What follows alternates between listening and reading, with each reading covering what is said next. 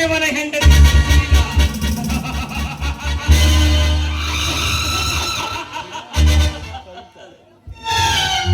ಮೊನ್ನೆ ಊರ ಹಬ್ಬದಲ್ಲಿ ಜರತವರಿಗೆ ಸೀರೆಯನ್ನುಟ್ಟು ಕಾರು ಮೋಡದಿಂದ ಜಾರಿ ಬಂದ ಕೋಲು ಮಿಂಚಿನಂತೆ ಕಂಗೊಳಿಸುತ್ತಿರುವ ಈ ನನ್ನ ಮನವನ್ನು ಕಂಗೆಡಿಸಿ ನನ್ನ ಹೃದಯಕ್ಕೆ ಕಾಮಾಗ್ನಿಯೇ ಹಚ್ಚಿದಳು. ಸುಶೀಲ,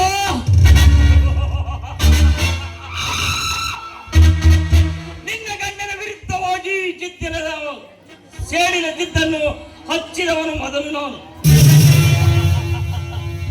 ಮೊದಲು ನಿನ್ನೊಂದಿಗೆ ನನ್ನ ಕಾಮಾಗ್ನಿಯನ್ನು ಆರಿಸಿಕೊಳ್ಳಲೇಬೇಕು. ಅಂದಾಗ ನನ್ನ ವಿರುದ್ಧವಾಗಿ ತಡೆತಟ್ಟಿ ನಿಂತವರು ಆ ಸತ್ಯದೇವ ಹಾಗೂ ಪರಶುರಾಮರು ಐರಾಣವಾಗಿರುವಾಗ ನೀನು ನನ್ನ ಎದುರಿಗೆ ನಿಲ್ಲುವೆ ಎಂಬುವ ನಂಬಿಕೆ ನನಗಿಲ್ಲ. ಈ ಮನ್ಮಥನ ಕಾಮದ ಬಾಣದ ಏಟಿಗೆ ನೀನು ಬಲಿಯಾಗುವೆ ಎಂದು ನಿನ್ನ ಮನೆಯ ಅಂಗಳಕ್ಕೆ ಎತ್ತಿ ಇಟ್ಟಿರುವೆ. ಈ ಮನ್ಮಥನನ್ನು ರಂಜಿಸಿ ತಾಳಕ್ಕೆ ತಕ್ಕಂತೆ ಕುಡಿದೆಯಾದರೆ ನಿನ್ನ ಬಾಳು ಹೂವಿನ ಅಂದರ, ಇಲ್ಲವಾದರೆ ತಪ್ಪಿತ್ತಲ್ಲ ನಿನ್ನ ಕೋಳಿನ ಮಂದಿರ.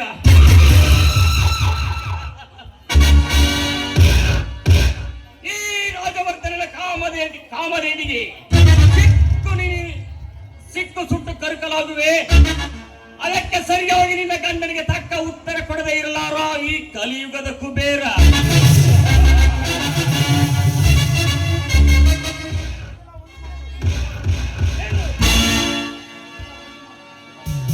ಯೌವನ ತುಂಬಿದ ಹೆಣ್ಣೆ ನಮ್ಮಂತ ಕಾಮುಕರ ಕಣ್ಣಿಗೆ ಮೋಡಿ ಮಾಡಿ ಹಾಗೆ ಹೊರಟು ಹೋದರೆ ಈ ನಿನ್ನ ಸೌಂದರ್ಯದ ಬೆಲೆ ಗೊತ್ತೇನೆ ಕಾಮಿನಿ ಹೆಣ್ಣೆ.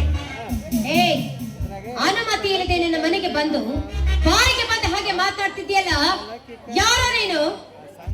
ಯಾಕೆ ನಾನು ಯಾರೆಂಬುದು ನಿನಗಿನ್ನೂ ಗೊತ್ತಿಲ್ಲವೇ ಸುಶೀಲ? ನೀನ್ ಯಾರಂತ ತಿಳಿದುಕೊಳ್ಳಿಕ್ಕೆ ನೀನೇನು ಆ ಪರಮಾತ್ಮನ ಪ್ರತಿರೂಪವಲ್ವಲ್ಲ? ಪರಮಾತ್ಮನ ಪ್ರತಿರೂಪವಲ್ಲವಾದರು ಸುತ್ತ ಹತ್ತವರಿಗೆ ಆಗರ್ಭ ಶ್ರೀಮಂತ ಆಗಿರಬಹುದು. ಅದು ನಿನ್ನ ಮನೆಗೆ ತುಂಬಿದ ಪಡುವಾರದ ಹೆಣ್ಣೆ ನನಗಿಲ್ಲವೋ? ಸುಶೀಲ, ಅಂದರೆ ಸಿರಿತನದ ಅರ್ಥ ಗೊತ್ತಿಲ್ಲದ ನಿಮ್ಮಂತ ಹುಚ್ಚ ನಾಯಿಗಳಿಗೆ ಸುಶೀಲ ಬೀದಿಲಿ ನಿಂತು ಮಾನಹಾಣ ಮಾಡಲು ಬಂದಿರುವ ನಿಮ್ಮಂತ ನಾಯಿಗಳಿಗೆ ಇದೇ ಸರಿಯಾದ ಉತ್ತರ ಬರವೇನು? ಅತಿರೇಕದ ಮಾತುಗಳು. ಆಚಾರ ವಿರುದ್ಧ ನಿಮ್ಮಂತ ನಾಯಿಗಳಿಗೆ ಕಡಿವಾಣ ಹಾಕಿದ್ರೆ ಅದು ಕಚ್ಚುತ್ತೆ. ಅದಕ್ಕಾಗಿ ಅತಿರೇಕದ ಮಾತುಗಳು ಬರೋದು ಉತ್ತಮ ಅಲ್ಲವೇನು? ಸುಶೀಲ, ನಿನ್ನಂತ ಗರತಿ ಗಂಗವ್ವನ ಮಾತು ನನ್ನ ಹತ್ತಿರ ನಡೆಯುವುದಿಲ್ಲ. ಪತಿರಥ ಧರ್ಮವೇ ನನ್ನ ಉಸಿರೆಂದು ನನ್ನ ಕಾಮದ ಮನೆಗೆ ಸಿಕ್ಕು ಅವರ ಸೀರೆಯ ಸೆರಗಿನ ಗಂಟು ಸಡಿಲವಾಗಿದೆ. ಅದು ನಿನಗಿನ್ನೂ ಗೊತ್ತಿಲ್ಲವೇ? ಮುಚ್ಚೋ ಬಾಯಿನ. ಈ ನಿಜ ಗರತಿ ಗಂಗವಳ ಮೈ ಮುಟ್ಟೋದು ನಿಮ್ಮಂಥ ಅಯೋಗ್ಯರಿಂದ ಎಂದಿಗೂ ಸಾಧ್ಯವಿಲ್ವೋ? ನಿನ್ನ ಮೊದಲ ಮಾತಿನಲ್ಲಿ ಅರ್ಥ ಮಾಡಿಕೊಂಡೆ ನಿನ್ನ ಮನದ ಬಯಕೆ ಏನು ಅಂತ. ನನ್ನ ಮನದ ಬಯಕೆಗಳನ್ನು ಅರಿತುಕೊಂಡು ನನ್ನ ಇತಿಹಾಸವನ್ನೇ ತಿಳಿದುಕೊಂಡಿರುವ ನಿನಗೆ ಇಷ್ಟೊಂದು ಕಿರುನುಡಿಗಳ ಸಂವಾದವನ್ನು ನಡೆಸದೆ ನಿಮ್ಮಂತ ಹುಚ್ಚು ನಾಯಿಗಳನ್ನ ಕೈ ಮಾಡಿ ಕರಿಬೇಕೇನು? ಸುಶೀಲ, ಅತಿಯಾಗುತ್ತಿದೆ ನಿನ್ನಿ ಉದ್ದಟತನ. ಈ ಕಂಗೆಟ್ಟ ಕಣ್ಣಿನ ಕುಡಿನೋಟಕ್ಕೆ ಬಲಿಯಾಗಿ ಕರಕಲಾಗುವೆ.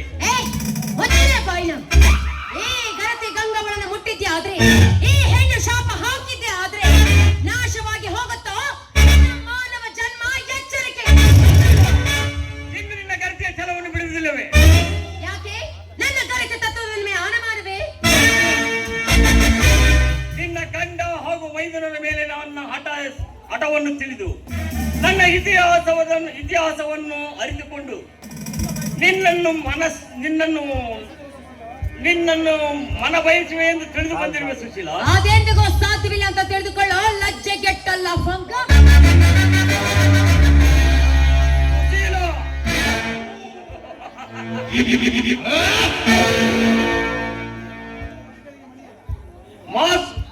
ಮಧುರ ನುಡಿಗಳಿಗೆ ಮರೆಯದ ಹೆಣ್ಣು ನೀನಲ್ಲ. ಅದಕ್ಕೆ ತಕ್ಕ ಪ್ರತಿಯಾದ ಉತ್ತರವನ್ನು ಕೊಡುತ್ತೇನೆ ಬಾರೆ. ನಿಂತು ಮಾತಾಡೋ ದುರಾತ್ಮ, ಈ ಹೆಣ್ಣನ್ನ ಉಂಡು ಮುಗಿಸಬೇಕನ್ನೋದಕ್ಕೆ ಇದೇನೋ ಮಡಿಕೆಯಲ್ಲಿ ಮಾಡಿಟ್ಟ ಭಾರವಲ್ಲ. ಈ ಮಣ್ಣಿನಂತ ಮಾನವನಿಗೆ ಮಡಿಕೆಯಲ್ಲಿದ್ದ ಅನ್ನವಾದರೇನು, ಚರಂಡಿಯಲ್ಲಿದ್ದ ಬಾಡೂಟವಾದರೇನು? ಅಡಗಿದ್ದಿ ಕರಿವಾಣವಿಲ್ಲದ ಕುದುರೆಯನ್ನತ್ತಿ ಓಡಿಸಿ ಬಡಿವಾರ ಮಾಡುತ್ತಿರುವ ಬಣ್ಣದ ಹೆಣ್ಣೆ, ನಿನ್ನ ಅನ್ಯ ಸುಖವನ್ನು ಸವಿಯಲೇಬೇಕೆಂದು ಆತರ ಪಟ್ಟು ಇಲ್ಲಿಗೆ ಬಂದಿರುವ ನಿನ್ನನ್ನು ಹೊಸಗ ಹಾಕಲಿ ಬಿಡಲಾರೆ ಬಾರೆ. ಮಾರ್ಚಾಲ, ಒಂಟಿಯಾಗಿ ಹೆಣ್ಣು ಸಿಕ್ಕಿದ್ದಾಳಂತ ಬಾಯಿಗೆ ಬಂದ ಹಾಗೆ ಬಡಿದುಕೊಳ್ಬೇಡ್ವೋ.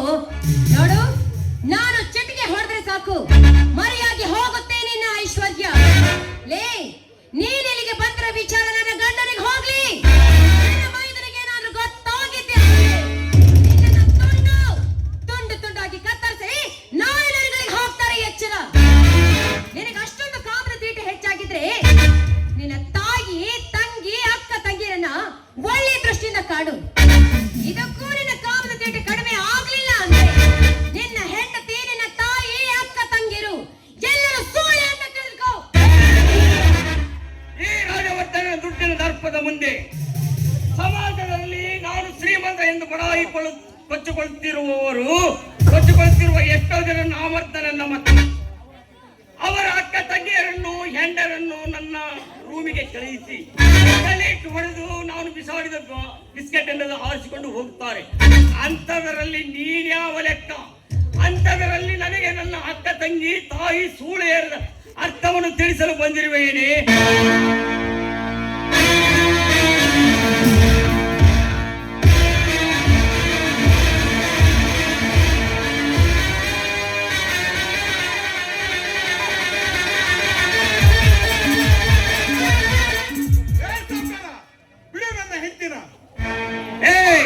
ಸತ್ಯದೇವ, ಇನ್ನು ಸ್ವಲ್ಪ ಹೊತ್ತು ಬಿಟ್ಟು ಬಂದಿದ್ದರೆ ನಿನಗೇನು ಆಗುತ್ತಿತ್ತೋ ದಾಡಿ. ಈ ಖಳನಾಯಕರನ್ನು ಕಾಡಿಸಲಿಕ್ಕೆಂದೇ ಆ ಕವಿ ಮಹಾಶಯ ಸೃಷ್ಟಿಸಿದ್ದಾನೆ ನಿಮ್ಮಂತ ಕರುಣಾಮಯಿಗಳನ್ನು. ಪಾಪಿನ ಮಗನೇ, ದುಡ್ಡಿನ ದುರಾಚಾರದಲ್ಲಿ ಈ ಜಗದ ಹೆಣ್ಣು ಮಣ್ಣು ಎಲ್ಲ ನನ್ನದೇ ಎನ್ನುವಂತೆ ವರ್ತಿಸಲು ನಾಚಿಕೆ ನಾಚಿಕೆ.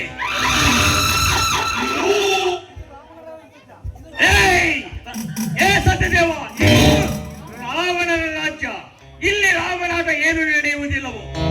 ಹೆಣ್ಣು ಒಂದು ಮಣ್ಣಿನ ಆಸೆ, ಮಣ್ಣಿಗಾಗಿ ಸುತ್ತುತ್ತಿದ್ದರೆ ಅದನ್ನು ಪಡೆಯಲು ಅಸಾಧ್ಯ. ಈಗಾಗಲೇ ಈ ರಾಜವರ್ಧನನ ಚಕ್ರ ಸುಳಿಯಲ್ಲಿ ಸಿಕ್ಕಿರುವ ನಿನ್ನ ಮನೆತನ ಇವನಿಗಾಗಿ ಮತ್ತೆ ವಿಷಮಯ ಮಾಡಿಕೊಳ್ಳಬೇಡ. ಒಂದೇ ಒಂದು ಸಾರಿ ಒಳಗಡೆ ವಿರಮಿಸಿದರೆ ಇವಳ ನಿನ್ನ ಹೆಂಡತಿಯ ಸೌಂದರ್ಯವೇನು ಕಡಿಮೆಯಾಗುತ್ತದೆ ಎಂದು ನನ್ನ ರಾಜವರ್ಧನ ಶಾಂತಿಯಿಂದ ನನ್ನ ಮನೆತನವನ್ನು ಕ್ರಾಂತಿಯ ಹೊಗೆಯನ್ನೆಪ್ಪಿಸಿ ಆ ಕ್ರಾಂತಿಯ ಕಾಳಿಗೆ ನೀನು ಬಲಿಯಾಗಿ ಬಿಡುವ ಮಗನೇ. ಎಚ್ಚರ!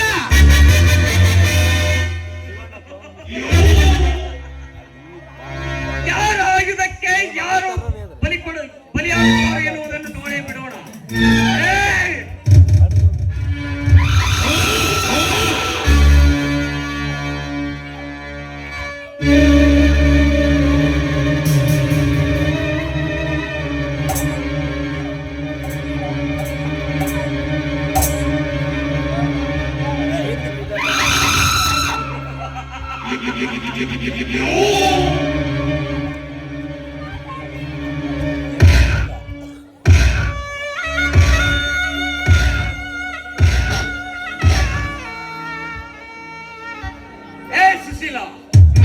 ನಿನ್ನ ಗಂಡ ಬರುವ ಪೂರ್ವಕ್ಕೆ ಈ ನಿನ್ನ ಅಂಗ ಸುಖವನ್ನು ನೀಡಿದ್ದರೆ ಈ ಅನಾಹುತವಾಗುತ್ತಿರಲಿಲ್ಲ.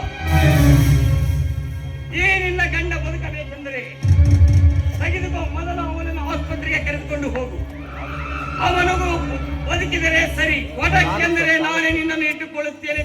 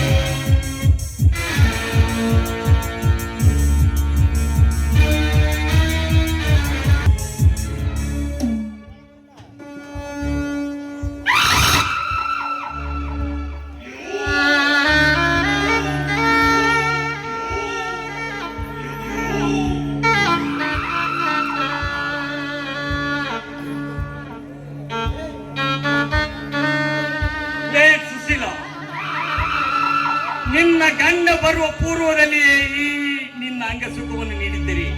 ಇಂಥ ಪರಿಸ್ಥಿತಿ ನಿನಗೆ ಬರ್ತಿರ್ಲಿಲ್ಲ.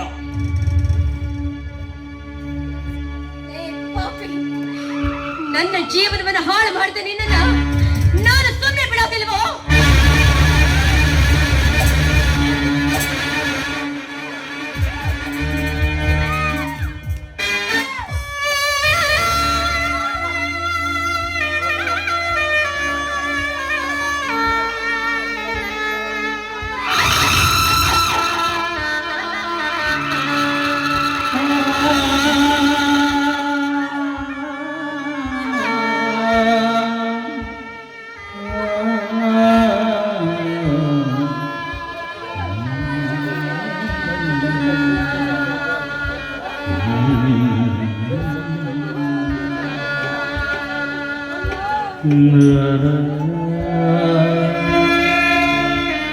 ಪರಶು, ನಾನು ಹೆಚ್ಚು ಹೊತ್ತು ಬದುಕೋದಿಲ್ವೋ?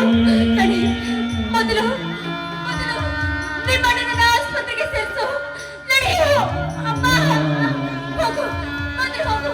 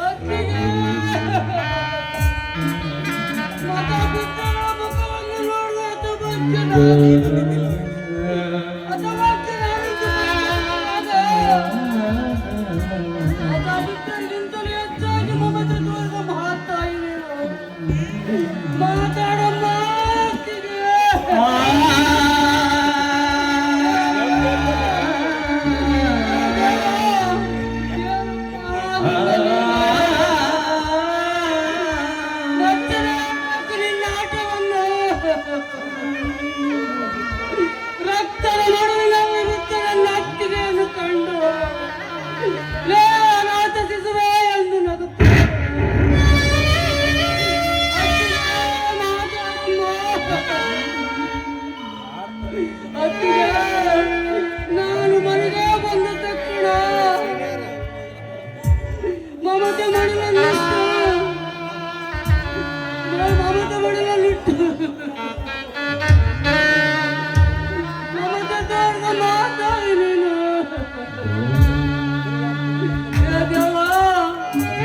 ಯಾವ ಜನ್ಮದ ಯಾಕೆ ನನ್ನ ಅತ್ತಿಗೆ ಕೆಟ್ಟುಕೊಂಡೆ? ಯಾವ ಜನ್ಮದ ಕರ್ಮದ ಫಲವ? ಈ ದೈವ ಏನು ಬಾಳಿಗೆ ಬೆಲೆ ಅಯ್ಯೋ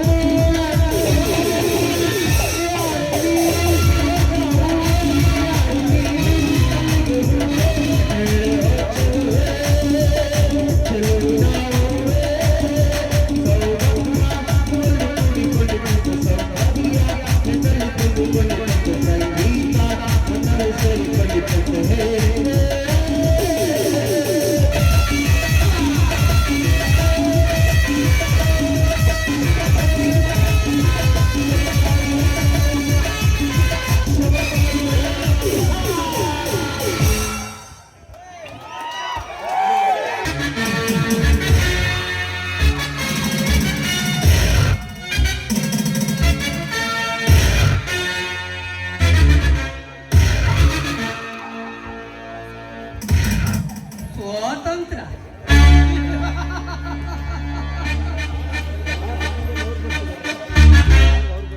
ಸೇಡು ಪ್ರತಿಕಾರ ಮಾನವನ ಎದೆಯಲ್ಲಿ ಹುಟ್ಟುವುದೇ ಸೇಡು. ಆದರೆ ನನ್ನ ಎದೆಯಲ್ಲಿ ಯಾವುದು ಹುಟ್ಟಿದೆಯೇ ಸೇಡು ನನಗೆ ಅರ್ಥವಾಗುತ್ತಿಲ್ಲ.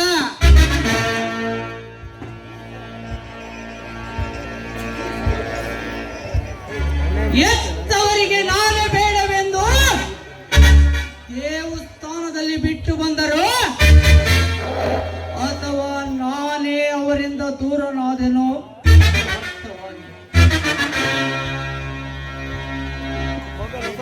ಅದು ಅರ್ಥವಾಗದ ಮಾನವನ ಸಂಬಂಧಗಳನ್ನು ಕಂಡ ತಕ್ಷಣ ನನಗೆ ಅರಿಯದ ಹುಟ್ಟಿದ ಏಡಿನ ಪ್ರತಿಕಾರದ ಛಾಯೆ ಈ ಸಮಾಜದಲ್ಲಿ ಸಾವಿನ ದೇಶ 17 ವರ್ಷ ಅಂತಾರೆ. ಆದರೆ ನನಗೆ ಮಾನವನ ಸಂಬಂಧಗಳ ಮೇಲೆ ಸಾಯವರೆಗೆ ತೀರುವುದು ದ್ವೇಷ. ಬದುಕುವುದಕ್ಕಾಗಿ ಹಣ ಬೇಕು, ಸುಖ ಪಡೆಯುವುದಕ್ಕಾಗಿ ಹೆಣ್ಣು ಬೇಕು. ಚೀಟಿಗೆ ಹೊಡೆಯುವ ಒಟ್ಟರಲ್ಲಿ ಹಣ ಗಳಿಸುವ ನಾನು ಇಲ್ಲಿವರೆಗೆ ಹೆಣ್ಣಿನ ವಿಚಾರದಲ್ಲಿ ಸಭ್ಯನಾಗಿದ್ದರು. ಅದೇ ಹೆಣ್ಣಿಗೆ ನಾನಾಗುವೆ ಕಾಮರಾಜ. ಹಣದ ಮಪ್ಪಿನಲ್ಲಿ ಜಗದಲ್ಲಿ ಮೆರೆದಾಡುವರನ್ನು ಸದಾ ಬಡಿದು ನಾನು ಸಿರಿವಂತನಾಗಬೇಕೆನ್ನುವ ಆಸೆ ನನಗೆ ಗರಿಗೆದರಿದೆ. ಅಂದಾಗ ನಾನು ಶ್ರೀಮಂತನಾಗಬೇಕು, ಬಯಸಿದ ಹೆಣ್ಣಿನೊಂದಿಗೆ ಮಜಾ ಮಾಡಬೇಕ.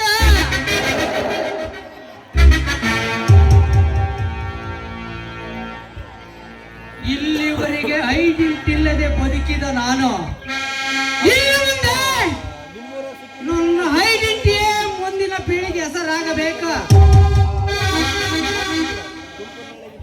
ಕುಬೇರ ಹೇಳಿದವರನ್ನು ಹೊಡೆದು ಅವರನ್ನು ಕೋಟ್ಯಾಧಿಪತಿಯಾಗಿ ಮಾಡುತ್ತಿರುವ ನಾನು ಮುಂದಿನ ಸನ್ನಿವೇಶಗಳಿಂದ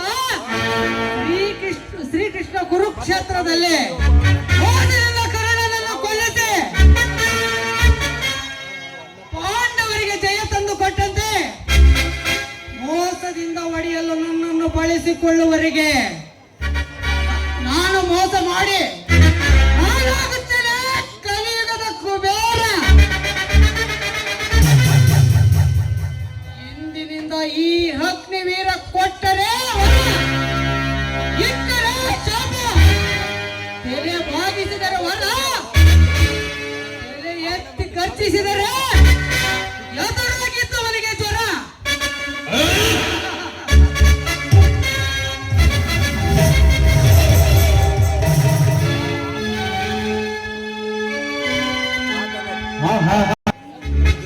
ಏ ಚಕ್ರವರ್ತಿ,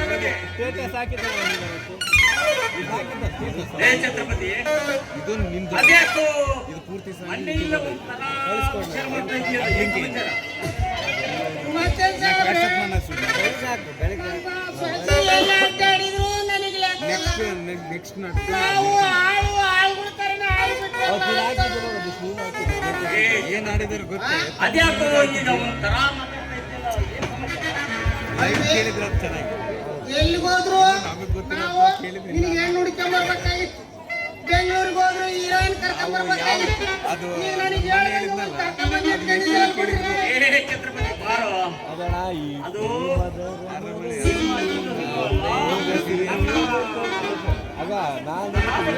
ಬಂದ ಐಟಮ್ ನನ್ನ ತಂದೆಯ ಸ್ನೇಹಿತರು ಅವಳು ಆಗಪ್ಪ ಶ್ರೀಮಂತ ಅಲ್ಲಿ ಏನೋ ತರಲೆ ಮಾಡಿಕೊಂಡು ಬಂದಿರುವಳೆಂದು ನನ್ನ ಮನೆಗೆ ಹಂಗೆ ನಾನು ದಿನ ಹುಡುಕಾಡ ತೋಟನ ಹಿಡಿಬೇಕಲ್ಲ ಅಂತ ಹಾಗೇನಿಲ್ಲ ಕಣೋ. ಸುಮ್ಮನೆ ಏನೋ ತಿಳ್ಕೊಂಡು ಸುಂದರ ಮಾಡಬೇಡ. ಅಲ್ಲ ಸತ್ಯದೇವ ಏ ಛತ್ರಪತಿ, ಆ ಲಾಯರ್ ಕರುಣಕರ್ ಫೋನ್ ಮಾಡಿದ್ರೇನು? ಫೋನ್ ಮಾಡಿದ್ರು ಹೌದು ಕಣೋ, ನನಗೆ ಫೋನ್ ಮಾಡಿದ್ದಾರೆ. ಆದರೆ ನನ್ನ ಮಗ ಸತ್ಯದೇವ್ ಸುಮ್ಮನೆ ಆಸ್ತಿ ಕಾಲಾಗೆ ಎಂಟರು ಕಳ್ಕೊಂಡ ಮನೆ ಜೈ ಕಾಲ ನನ್ನ ಮಗ ನೋಡಿ ಅವನು ಆ ಆಸ್ತಿಯನ್ನು ಏನಾದರೂ ಉಪಾಯ ಮಾಡಿ ಹೊಡೆದುಕೊಳ್ಳಲೇಬೇಕು. ಅದಕ್ಕೆ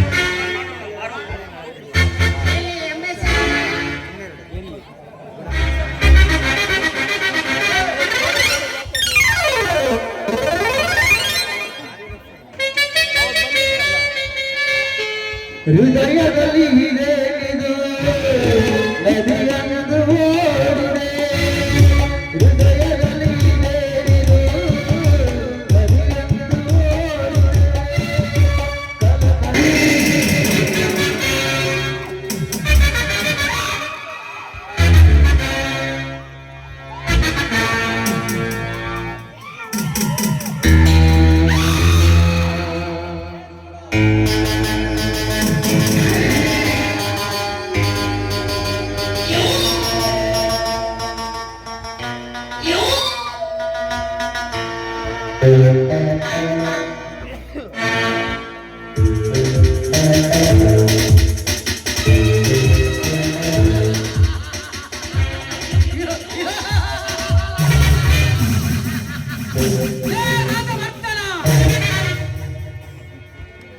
ರಣರಂಗದಲ್ಲಿ ರಾವಣನಂತ ದರ್ಬಾರ ನಡೆಸುತ್ತ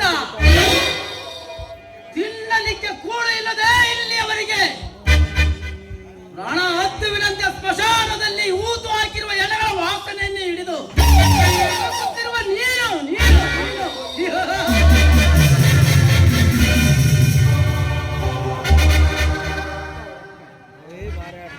ಏ ರಾಜವರ್ಧನ,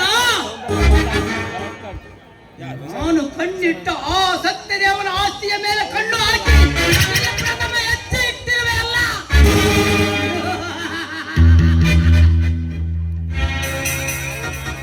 ಆ ಆಸ್ತಿಯ ವಿಚಾರದಲ್ಲಿ ನೀನೇನಾದರೂ ತಲೆ ಹಾಕಿದರೆ ನಿನ್ನ ತಲೆ ತೆಗೆದು ಬಿಡಲ ಈ ಚಕ್ರವರ್ತಿ.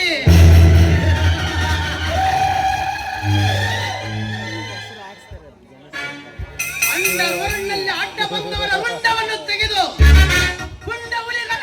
ಪುಂಡವುಲಿಗಳ ಗಂಡನಾಗಿ ಮೆರೆಯುತ್ತಿರುವ ಈ ಚಕ್ರವರ್ತಿ ಇತಿಹಾಸ ಅಳಿಯದ ಮುನ್ನುಗ್ಗಿದಂತೆ ಕಾಣಿಸುತ್ತಿದೆ.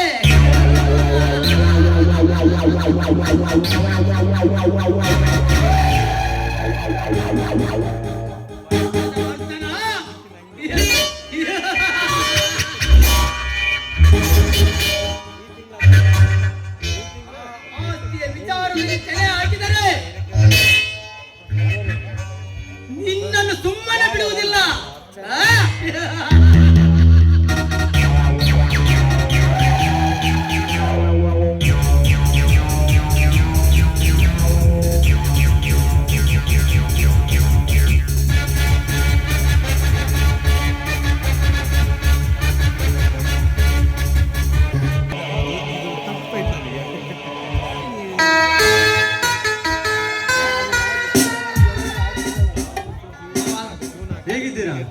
ಆರೋಗ್ಯದಲ್ಲಿ ಏನಾದರೂ ಸುಧಾರಣೆ ಕಾಣಿಸ್ತಾ ಇದೆಯಾ?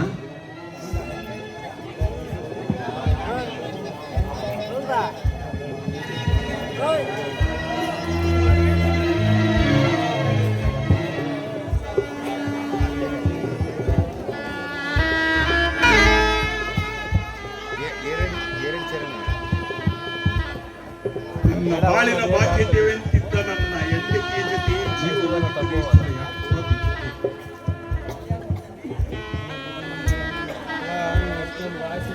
ಹಾಗೆಲ್ಲ ಮಾತಾಡಿ ಆಯಾಸ ಮಾಡ್ಕೋಬೇಡಿ ಮಾವ. ವರ್ಷಂ, ನೀನ್ ನನ್ನ ಜೊತೆಗೆ ಸ್ಟೇಷನ್ಗೆ ಬರಬೇಕು. ಏಕೆ ಅರ್ಜುನ್? ಪರಶುರಾಮ, ನಿನ್ನ ಇಚ್ಛೆ ಬಂದ ಹಾಗೆ ಮಾತನಾಡಲು ನಾನು ನಿಮ್ಮ ಮನೆ ಅರ್ಜುನನಲ್ಲ, ಕರ್ತವ್ಯ ಪಾಲನೆ ಮಾಡುವಂತ ಇನ್ಸ್ಪೆಕ್ಟರ್ ಅರ್ಜುನ್. ಇವನ ಭಯ ಅರ್ಜುನಲ್ಲ, ಇನ್ಸ್ಪೆಕ್ಟರ್ ಅರ್ಜುನ್. ಸರ್, ಅದು ಅರ್ಜುನ ಸರ್, ಯಾಕೆ ನನ್ನ ತಮ್ಮನನ್ನು ಸ್ಟೇಷನ್ಗೆ ಕರೆದುಕೊಂಡು ಹೋಗ್ತೀರಿ? ಯಾಕೆಂದ್ರೆ ಇವನು ನಿನ್ನ ಹೆಂಡತಿಯನ್ನು ಕೊಲೆ ಮಾಡಿದ್ದಾನೆ, ಅದಕ್ಕೆ ಕರ್ಕೊಂಡು ಹೋಗ್ತಾ ಇದ್ದೀನಿ.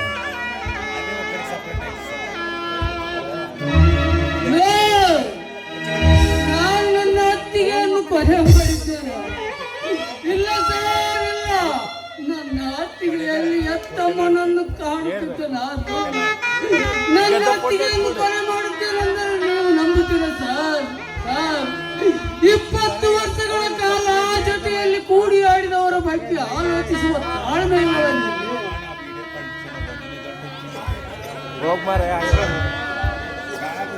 ಯಾರೋ ಕತೆ ಕಟ್ಟಿ ನಡೆಸುತ್ತಿರುವ ಕಿತ್ತೂರಿ ಸರ್.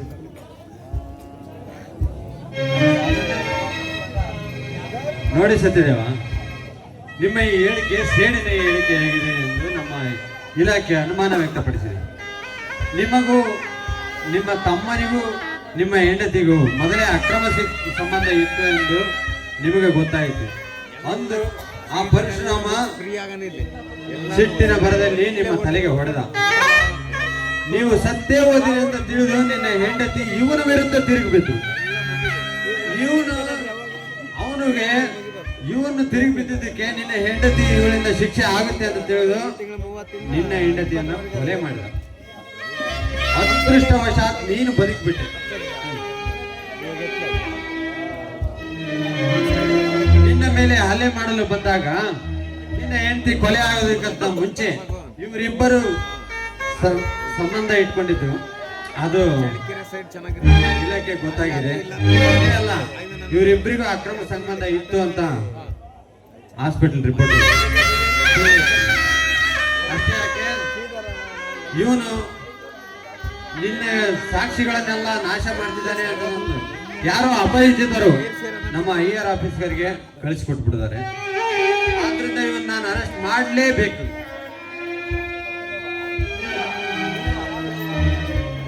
ಇಲ್ಲ ಇಲ್ಲ, ಇದೆಲ್ಲ ಯಾರೋ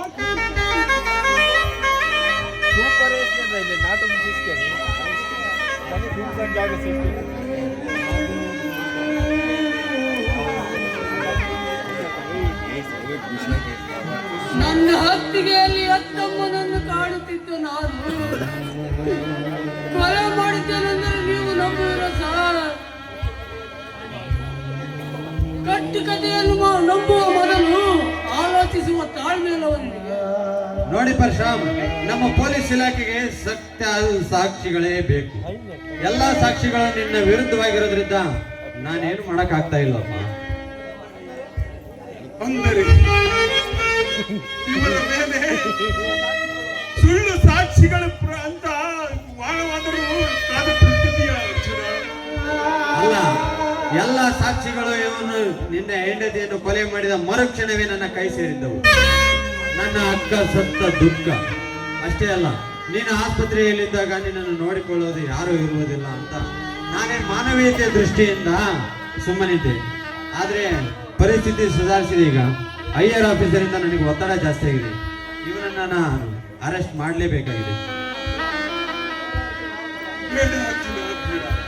ಯಾರದ ಹೊಡೆತಕ್ಕೆ ಮಡಿದು ತುಡುಕಬೇಡ.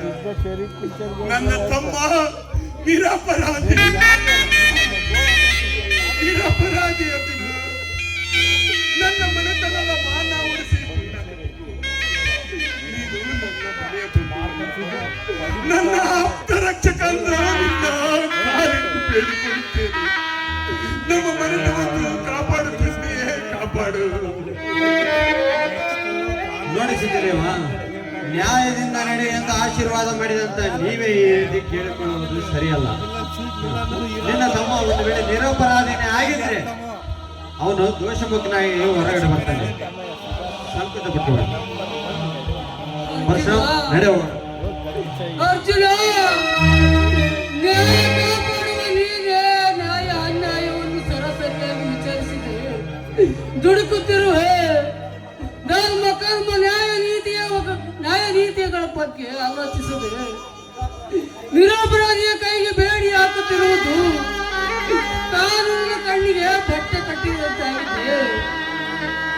ಆದರೆ ನೀನು ಕಾನೂನಿನ ಸೇವಕನಾಗಿ ಅನ್ಯಾಯದ ಹಾದಿಯಲ್ಲಿ ಪ್ರತಿಪಾದಿಸುವುದು ಎಷ್ಟರ ಮಟ್ಟಿಗೆ ಸರಿ. ಆದರೆ ನಾನು ತಪ್ಪಿತಸ್ಥನಲ್ಲ. ಅನ್ಯಾಯದಿಂದ ಬಂಧಿಸುತ್ತಿರುವ ನಿಮ್ಮ ಕಾನೂನಿಗೆ ಇಡೀ ಸಮಾಜವೇ ಬಹಿಷ್ಕಾರ ಹಾಕುತ್ತದೆ. ಅಣ್ಣ, ನೀನು ಚಿಂತಿಸದಿರಣ್ಣ. ಈ ನಿನ್ನ ತಮ್ಮನ ಬಗ್ಗೆ ನಂಬಿಕೆ ಕಳೆದುಕೊಳ್ಳದಿರಣ್ಣ. ನೀನು ಮಾತ್ರ ಕಟ್ಟದಲ್ಲಿರುವುದೇನು ನನಗೆ ಗೊತ್ತಿದೆ. ಆ ನಿನ್ನ ಸಾಕಿದ ಅರ್ಜುನ ನಿನ್ನ ತಮ್ಮನ ಕೈಗೆ ಬೇಡಿ ಹಾಕಿದ ನಂತರ ನಿರ್ಲಕ್ಷ್ಯಗೊಂಡು ನಿರ್ಜೀವಸವಾಗಬೇಡ. ನೀನು ಧೈರ್ಯವಾಗಿರಣ್ಣ. ನಾನು ಕರ್ತನ ಪಾಳೆಯಲ್ಲಿ ನ್ಯಾಯವನ್ನು ಹುಡುಕಿಕೊಂಡು ಬಂದು ನಿನ್ನ ಮುಂದೆ ನಿಲ್ಲುತ್ತೇನೆ. ಸರ್, ನಡೆ ಹೋಗೋಣ. ಧರ್ಮಕ್ಕೆ ತೊಡಿಸಿದ ಈ ಸನಕೋ ಇದು ಯಾರ ಪಾಲಿನ ವಿಧಿ ಲೀಲೆ? ಇದು ಯಾರ ಪಾಲಿನ ವಿಧಿ ಲೀಲೆ?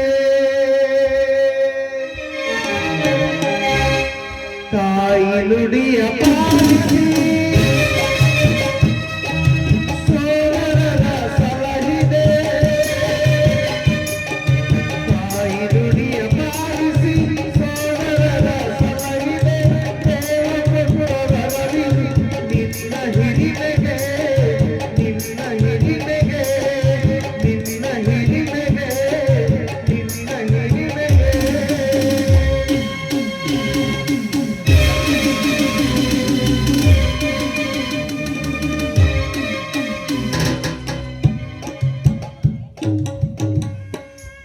ಅಯ್ಯೋ, ಏನು ನಿನ್ನ ಆಟ? ತಾಯಿ ಮಕ್ಕಳನ್ನೋದು ಸಾಧಾರಣದ ಸಂಬಂಧಪಟ್ಟವೆ. ತಾಯಿ ಮಕ್ಕಳಂತಿದ್ದ ಅಕ್ರಮ ಸಂಬಂಧ ಕಟ್ಟುವೈತೆ ಈ ಮೂರ್ಖ ಸಮಾಜ.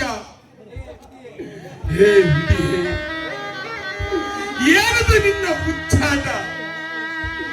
ನನ್ನ ಈ ಖಂಡಾರಿಯ ಕಂಡು ನಿನಗೆ ತೃಪ್ತಿ ಆಯಿತೇ ಬಸವೇಶ? ನಾನು ಯಾವ ತಪ್ಪು ಮಾಡಿದನೆಂದು ಈ ಸತ್ವ ಪರೀಕ್ಷೆಯ ಕಾಲ ಬಂದಿದೆ. ನನ್ನ ಸುಶೀಲ ನನ್ನ ತಮ್ಮನನ್ನು ಹೊಟ್ಟೆಯಲ್ಲಿ ಹುಟ್ಟಿದ ಮಗನಂತೆ ಸಾಕಿ ಸರಿಯಿದ್ದಕ್ಕೆ ಅವಳು ಸತ್ತು ಹೋದ ಮೇಲೆ ಸಿಂಗ ಬಹುಮಾನ ಇದೆ. ಏ ಶಿವನೇ,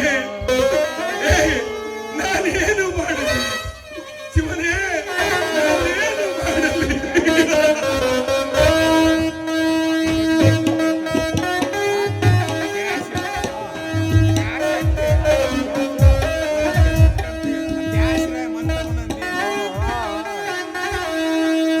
ಬಯಸುವುದು ಆಗುವುದೊಂದು,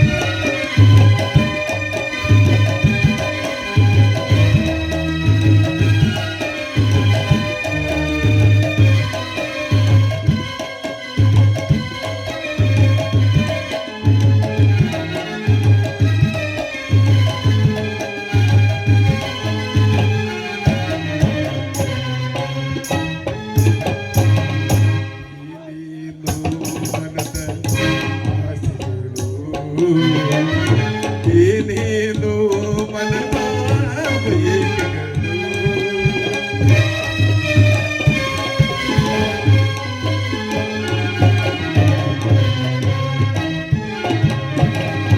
ಏನೇನು ಮನದ ಆಸೆಗಳು ಏನೇನು ಮನದ ಬಯಕೆಗಳು ಜನದಲ್ಲಿ